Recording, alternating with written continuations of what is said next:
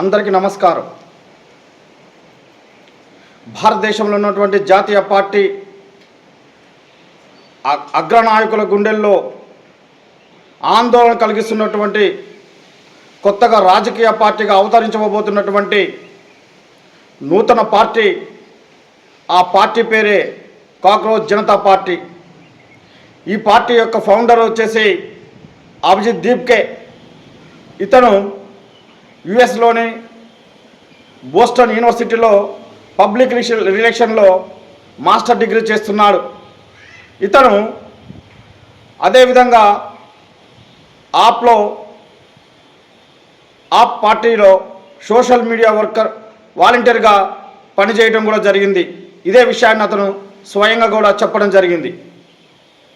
మరి ఈ cockroach Janata party ఆవిర్భావానికి ప్రధాన కారణం ఏంటి? అదేవిధంగా ఈ పార్టీలో జాయిన్ కావాలంటే ఉండేటువంటి అర్హతలు ఏమిటి? వీళ్ళ యొక్క ఎజెండా ఏంటి? వీళ్ళ యొక్క మేనిఫెస్టో ఏంటి అనేది కూడా మనం తెలుసుకుందాం. ఈ తెలుసుకునే ముందు మొదటిసారిగా చూస్తున్నటువంటి మిత్రులు మన ఛానల్ని సబ్స్క్రైబ్ చేసుకోవాల్సిందిగా కోరుతున్నాను. ఈ నెల 15వ తారీఖున సుప్రీంకోర్టు ప్రధాన న్యాయమూర్తి సూర్యకాంత్ గారు భారతదేశంలో ఉన్నటువంటి నిరుద్యోగులని ఈ విధంగా అన్నాడు. ఆయన నిరుద్యోగులందరూ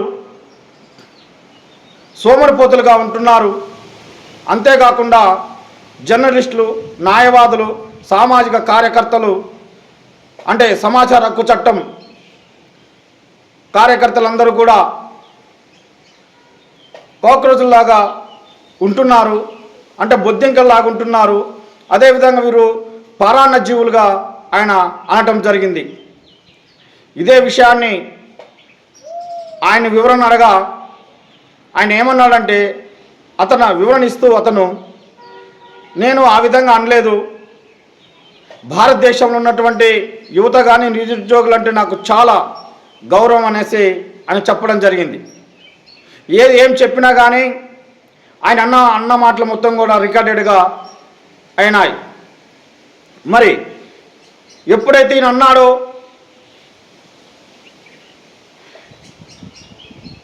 ఈయన 15వ తారీఖు అంటే 16వ తారీఖే కాక్రోచ్ జనతా పార్టీ అని ఎక్స్లో పోస్ట్ చేయడం జరిగింది. ఎక్స్లో పోస్ట్ చేసిన తర్వాత 48 గంటల్లోనే 40,000 మంది ఫాలోవర్స్ రావడం జరిగింది. అంటే ఇక్కడ మనం ఏమర్థం చేసుకోవాలనేది స్పష్టంగా మనకు కనిపిస్తూ ఉన్నది. అంటే ఒక ప్రధాన న్యాయమూర్తిగా ఉన్నటువంటి సూర్యకాంత్ గారు భారతదేశంలో ఉన్నటువంటి నిరుద్యోగులను, యువతను అట్లా కించపరిచినట్టుగా మాట్లాడడం అనేది ఇప్పుడున్నటువంటి జెట్ యువతకి చాలా ఇబ్బందికరంగామైనటువంటి అనిపించింది. కాబట్టి వీళ్ళందరిగా ఒక వేదికగా తీసుకురావాలన్న ఉద్దేశం మీదనే మన అభిజిత్ దీప్కే గారు ఈ పార్టీని, ఇంకా ఇది పార్టీగా అవతరించలేదు, అంటే రిజిస్ట్రేషన్ కాలేదు, కానీ ఒక పార్టీ అనేది పెట్టి పోస్టు చేయడం, ఇన్స్టాగ్రాము, సోషల్ మీడియాలలో మొత్తం కూడా పోస్టులు పెట్టడం వలన చాలా హల్చల్ అవుతున్నటువంటి పరిస్థితి ఉన్నది. మరి వీళ్ళ యొక్క స్లోగన్ ఏంది అంటే, కాక్రోచ్ జనతా పార్టీ యొక్క స్లోగన్ ఏంటంటే voice of lazy and unemployment. అంటే సోమరిపోతులు, అదేవిధంగా నిరుద్యోగులే మా వాయిస్ అని అంటున్నారు. ఎందుకు అలా అనాల్సి వచ్చింది అంటే, నేడు భారతదేశంలో నిరుద్యోగిత, అదేవిధంగా యువత ఏ పని లేకుండా, అంటే ఈ పనులు మొత్తం కల్పించాల్సిన ప్రభుత్వాలు ఏం చేయలేని పరిస్థితిలో ఉన్నప్పుడు ఆ ప్రభుత్వాలకి సూచన చేయాల్సినటువంటి ప్రధానమైనటువంటి బాధ్యతలు ఉన్న వాళ్ళ యొక్క బాధ్యతగా అనుకొని వాళ్ళు చెప్పాల్సినటువంటి అవసరం ఉన్నది. కానీ నేడు ఆ విధంగా జరగలేదు. అందుకోసమనే కాక్రోచ్ జనతా పార్టీ అనేది తన వాయిస్ ఆఫ్ లేజ్ అండ్ అన్ఎంప్లాయ్మెంట్ అనగా తీసుకోవడంగా జరిగిందనేది మనం భావించాలి. అంతేకాకుండా వీళ్ళ పార్టీలో జాయిన్ కావాలంటే మరి అర్హతలు ఏమిటి అనంటే ఖచ్చితంగా జాయిన్ అయ్యేటువంటి వ్యక్తి నిరుద్యోగిగా ఉండాలంటున్నాడు. తర్వాత రెండో అంశం ఏంటంటే లేజీగా ఉండాలంటున్నాడు. అంటే సోమరిపోతుగా ఉండాలంటున్నాడు. శారీరకంగా సోమరిపోతు అయి ఉండొచ్చేమో కానీ మానసికంగా మాత్రం చాలా తెలివిగా ఉండాలని అని చెప్తున్నాడు. ఇక మూడోది వచ్చేస్తే వెబ్సైట్లలో అంటే ఇంటర్నెట్లో కానీ సోషల్ మీడియాలో కానీ 11 గంటలు గడిపేటువంటి వ్యక్తులు కావాలని అంటున్నాడు. ఇక నాలుగో అంశం ఏంటంటే ఎక్కడ అన్యాయం జరిగినా సోషల్ మీడియా వేదికనే కాకుండా వ్యక్తిగతంగా ఆయన ప్రశ్నించే తత్వం ఉండాలని కోరుతున్నాడు. కాక్రోచ్ జనతా పార్టీలో జాయిన్ కావడానికి కావాల్సినటువంటి అర్హతలు ఇవి.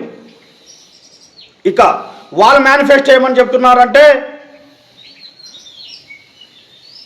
సుప్రీంకోర్టులో ఉన్నటువంటి చీఫ్ జస్టిస్ కానీ ఎవరైనా రిటైర్మెంట్ అయితే వాళ్ళకి ఎటువంటి పదవులు ఇవ్వటం అనేది రద్దు చేస్తున్నారని చెప్పారు. ఇక రెండో అంశం భారతదేశంలో ఓటు హక్కు ఉన్నటువంటి ఏ వ్యక్తికైనా ఓటు లేకుండా ఉంటే దాని బాధ్యులుగా సెంట్రల్ ఎలక్షన్ కమిషన్ని బాధ్యతలుగా చేసి వాళ్ళ మీద కేసు పెడతామని ఉప చట్టంని ఉపయోగిస్తామని చెప్పడం జరిగింది వాళ్ళు. అంతేకాకుండా మూడో అంశం వీళ్ళ మేనిఫెస్టోలో ఉన్నటువంటి మెంబర్ ఆఫ్ పార్లమెంట్ సీట్లు సగం సీట్లను ఆడవాళ్ళకే కేటాయిస్తామని చెప్పడం జరిగింది. అంతేకాకుండా వాళ్ళ మంత్రి మండలిలో 50% మహిళలకే మంత్రి పదవులు ఇస్తామని చెప్పారు. ఇక నాలుగో అంశం అంబానీ ఆదానికి చెందినటువంటి మీడియా మొత్తం కూడా రద్దు చేస్తాము, గోడి మీడియా మొత్తం కూడా క్యాన్సిల్ లైసెన్సులు మొత్తం రద్దు చేస్తాము, ఇండిపెండెంట్ మీడియాకి మాత్రం మేము ప్రాధాన్యత ఇస్తామని చెప్పడం జరిగింది. ఇక ఐదో అంశము ఎవరైతే ఎంపీగా ఎమ్మెల్యేలుగా పోటీ చేసి ఇతర పార్టీల్లోకి ఎవరైతే పార్టీ ఫిరాయింపులు చేస్తారో వాళ్ళని 20 సంవత్సరాల పాటు ఎలక్షన్లో పోటీ చేయకుండా రద్దు చేస్తామని చెప్పడం జరిగింది. ఇది కాక్రోచ్ జనతా పార్టీ యొక్క మొత్తం వాళ్ళ యొక్క సిద్ధాంతం కానీ అనేది వాళ్ళు బయటకు చెప్పడం అనేది జరిగింది. అంటే ఈరోజు మనం చూస్తూ ఉన్నాం జంజెట్ యువత మొత్తం కూడా నేపాల్, శ్రీలంక, బంగ్లాదేశ్లలో ఎటువంటి పరిస్థితులు తీసుకొచ్చాయనేది మనం కళ్ళారా చూసాం. మరి ఇట్లా ఉన్నటువంటి పరిస్థితులలో నేడు భారతదేశంలో కూడా ఈ జంజెట్ యొక్క విప్లవం అనేది రాబోతుందనేది మనకు స్పష్టంగా అర్థమవుతున్నది. మరి సమాచార హక్కు చట్టం పెట్టడం జరిగింది. 2005లో ఆ చట్టాన్ని తీసుకొచ్చారు. మరి ఆ చట్టం ప్రకారం ప్రతి వ్యక్తి కూడా ప్రతి పౌరుడు కూడా ప్రభుత్వం నుంచి సమాచారాన్ని అడిగేటువంటి హక్కు వాళ్ళకున్నది. మరి ఆ చట్టమే సమాచారాన్ని తీసుకోమని హక్కు ఇచ్చినప్పుడు దాని ప్రకారం సమాచారాన్ని అడిగితే వాళ్ళు బొద్దింకలు అనడం అనేది ఎంతవరకు సమంజసం అనేది మనం ఆలోచించాలి. మళ్ళీ అటువంటి ఉన్నటువంటి పరిస్థితులలో అంటే భారతదేశంలో ఉన్నటువంటి ఏ పౌరుడు కూడా ప్రభుత్వాన్ని ప్రశ్నించకూడదు. ప్రభుత్వంలో భాగమైనటువంటి ఏ వ్యవస్థను కూడా నువ్వు ప్రశ్నించకూడదు. అంటే ఇక్కడ మనం ఏం అర్థం చేసుకోవాలి, వీళ్ళందరూ కూడా కేంద్ర ప్రభుత్వం యొక్క కనుసన్నల్లో పనిచేస్తున్నారు అనేది మనం ఇక్కడ అర్థం చేసుకోవాల్సినటువంటి అవసరం కనిపిస్తూ ఉన్నది. మరి అలా ఉన్నప్పుడు ఒక కామన్ మ్యాన్కి ఎలా న్యాయం చేయగలుగుతాం అనేది మనం అర్థం చేసుకోవాలి. అంతేకాకుండా ఇప్పుడు కాక్రోచ్ జనతా పార్టీ ఏ రకమైనటువంటి అలజడులు సృష్టించిందంటే, ఈరోజు జాతీయ పార్టీలో ఎవరికైనటువంటి ఫాలోవర్స్ కేవలం 5 రోజుల్లోనే 10 మిలియన్స్ పీపుల్స్ ఫాలోవర్స్ ఇన్స్టాగ్రామ్కి రావడం జరిగింది.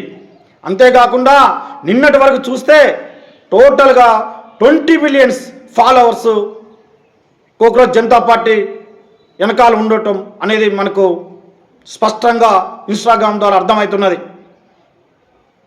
దీన్నే ఇప్పుడు ఈ పరిస్థితిని చూసి మోడీ ప్రభుత్వం బెంబేలెత్తిపోతున్నది. చూడండి, చాలామంది మనలో సామెత చెప్తారు, పిల్లిని కూడా రూములో వేసి కొడితే పిల్లి తిరగబడుతుందని. అదే పరిస్థితి ఈరోజు నేడు ఉన్నటువంటి అధికార పక్ష పార్టీలు ఖచ్చితంగా ఎదుర్కొని పోబోతున్నాయి అనేది మనం ఇక్కడ స్పష్టంగా మన కళ్ళకు కనిపిస్తూ ఉన్నది. కానీ ఖచ్చితంగా ఈ మార్పు రావడం అనేది భారతదేశంలో ప్రతి ఒక్కరూ కూడా స్వాగతించాల్సినటువంటి అవసరం ఉన్నది. ఈ రోజుల్లో మనం చూస్తూనే ఉన్నాం, 22.05 లక్షల మంది నీట్ ఎగ్జామ్ రాస్తే పేపర్ లీక్ అయితే దానికి ఎవరు బాధ్యత వహించాలి? కేంద్రంలో ఉన్నటువంటి అధికారంలో ఉన్నటువంటి ప్రభుత్వం, అది ఏ పార్టీ అయినా సరే ఖచ్చితంగా నైతిక బాధ్యత వహించాలి. ఇటువంటి పరిస్థితులలో మరి ఇట్లాంటి పరిస్థితులే వస్తాయి. ఈరోజు దేశవ్యాప్తంగా కూడా, అదేవిధంగా దేశంలో ఉన్నటువంటి రాష్ట్రాలలో కూడా ఈ కాక్రోచ్ జనతా పార్టీ ఊవెత్తిన ఎగిసిపడేటువంటి పరిస్థితి ఉన్నది. కాబట్టి మిత్రులారా, ఈ రకంగా అన్యాయానికి వ్యతిరేకంగా తప్పు చేసినప్పుడు ప్రశ్నించే తత్వం ఉన్నటువంటి ఈ గుణాలని ఖచ్చితంగా యువత అలవర్చుకోవాలి. ఆ రకమైన పద్ధతుల్లో మనం పోయినప్పుడు మాత్రమే దేశాన్ని రక్షించగలుగుతామని, ఖచ్చితంగా దేశాన్ని రక్షించుకుంటామని